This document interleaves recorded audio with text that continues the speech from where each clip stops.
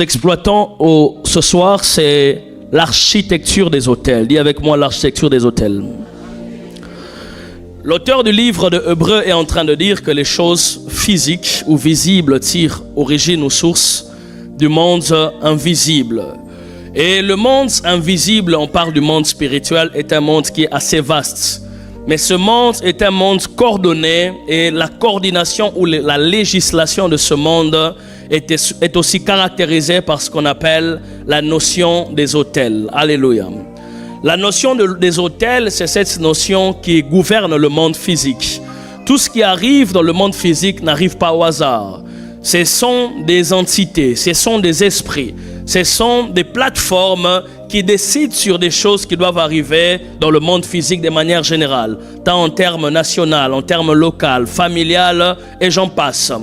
Et la notion des hôtels est la notion par laquelle les cieux exécutent des ordres, notamment le premier ciel. Ça exécute des ordres qui émanent aussi des hôtels ou des juridictions des hôtels rattachés au monde spirituel. Alléluia. D'entrée de jeu, il faut savoir que la vie en général est rattachée à ce qu'on appelle des cursus ou encore des parcours. Et il en est de même aussi de la vie chrétienne, c'est-à-dire que lorsqu'on devient chrétien, on devient enfant de Dieu, on est d'abord ce qu'on appelle un bébé spirituel. Mais dans la pensée de Dieu, Dieu ne veut pas que nous restions de bébés, que nous arrivions année après année, mois après mois, à pouvoir grandir, pas seulement en lui, mais aussi dans la connaissance de ce qu'il a créé. Alléluia. Et ça, c'est quelque chose de très important. Si un enfant d'1 an aujourd'hui reste le même profil, la même morphologie 5 ans après, on dira que c'est un monstre. Pas parce qu'en réalité c'est un monstre, mais on voit des incohérences entre ce qu'il était et ce qu'il est censé devenir. Et je me rends compte malheureusement dans le monde, dans la plupart des religions qui sont issues d'Abraham, c'est-à-dire l'islam et le judaïsme, ils tiennent compte à ce que dans leur religion, qu'il y ait des gens qui progressent, qu'il y ait des gens qui quittent d'un endroit à un autre endroit, tant dans la révélation, dans la connaissance et dans le savoir.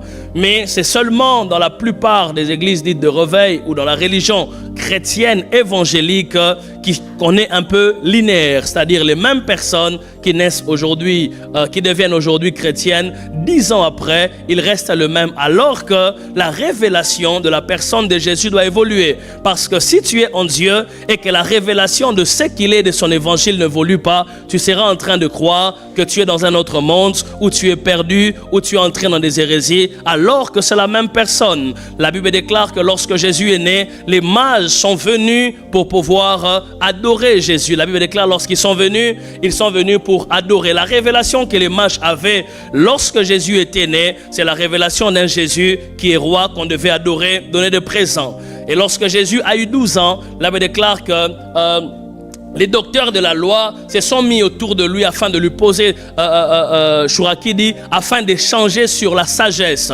Pour eux, Jésus était pas seulement celui qu'on devait donner de présents, mais était aussi celui qu'on devait puiser la sagesse.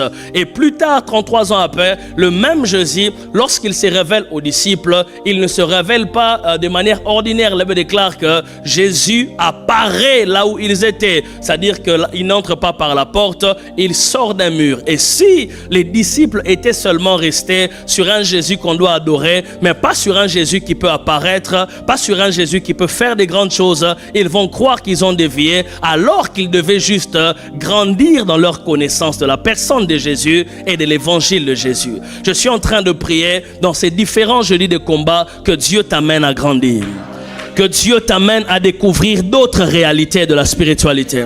Donne-moi un bon amen. Donne-moi un amen puissant. Alléluia. Pourquoi parler de l'architecture des hôtels? Premièrement parce que on ne gagne pas une guerre ou des guerres spirituelles en improvisant. Le monde spirituel ne se gagne pas parce qu'on veut gagner. Le monde spirituel ne se repose pas sur les hasards. Tout ce qui règne est bâti par une structure.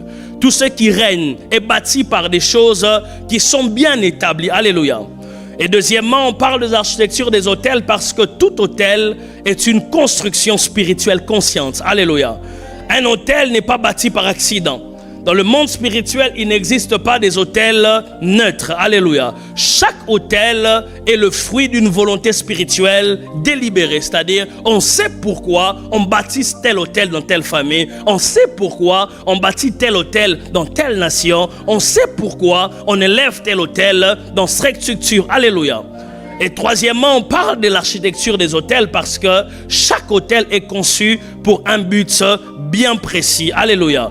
Comme un architecte qui dessine une maison selon le temps, selon le plan, selon tout ce qu'il veut avoir comme résultat. Lorsqu'un hôtel est bâti, un hôtel a un but bien précis, a une architecture bien précise, c'est-à-dire contrôler un territoire, capturer une destinée, faire descendre une promesse, empêcher les mariages, faire en sorte que quelqu'un n'avance pas. Ce sont des choses qui sont bien définies. Alléluia. Et quatrièmement, on parle de l'architecture d'hôtel afin de nous aider à sortir des prières émotionnelles, mais à entrer dans des prières stratégiques. Alléluia.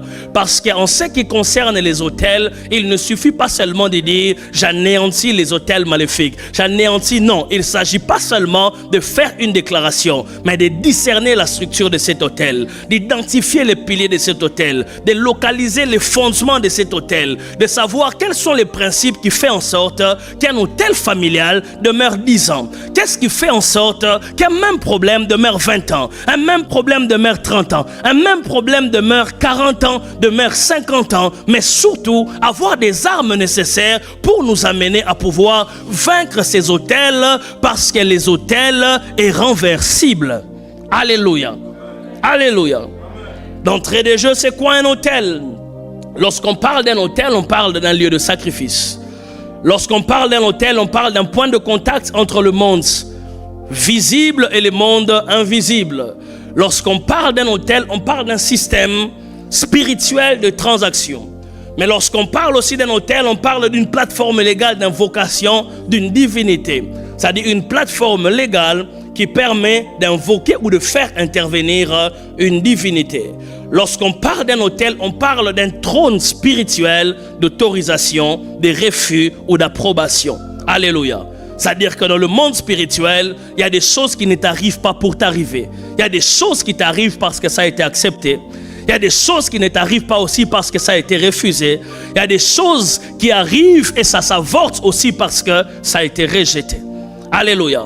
Et cela, c'est le travail d'un hôtel spirituel. Mais l'hôtel spirituel, c'est aussi la porte d'accès à la prochaine génération d'une famille.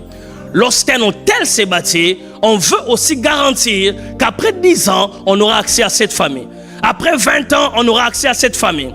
Les hôtels ne sont pas que négatifs. Il existe aussi des hôtels positifs. Toujours l'auteur du livre des Hébreux, lorsqu'il parle de Lévi, il dit que Lévi a donné à Melchisedec l'offrande de tout, la dîme de tout. En réalité, ce n'était pas Lévi. C'est le grand-père. Lévi est le fils de Jacob, Jacob est le fils d'Isaac, Isaac est le fils d'Abraham. C'est l'action d'Abraham qui fait en sorte que la porte s'ouvre pour Isaac, pour Jacob, jusqu'à atteindre Lévi. Je suis en train de prier que les choses que tu feras en cette saison, laisse la porte ouverte pour tes enfants. J'ai dit, laisse la porte ouverte pour tes petits-enfants. Laisse la porte ouverte pour les enfants de tes enfants. Lévi a joui de quelque chose qu'il n'avait pas vu, de quelque chose qui n'avait jamais été témoin. J'annonce à quelqu'un ce soir, tes enfants vont jouir des choses qu'ils n'ont pas vues. J'ai dit, tes enfants vont jouir des choses pour lesquelles ils n'ont pas transpiré. J'ai dit, tes enfants vont rouler dans des voitures qu'ils n'ont pas achetées. Ils vont habiter dans des maisons qu'ils n'ont pas payées. Ils vont être embauchés par des personnes dont ils n'ont jamais postulé. Si c'est de toi dont je parle, donne-moi un bon amen. Alléluia.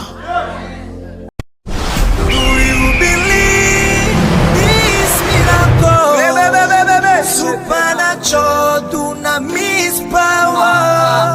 Are you wearing me?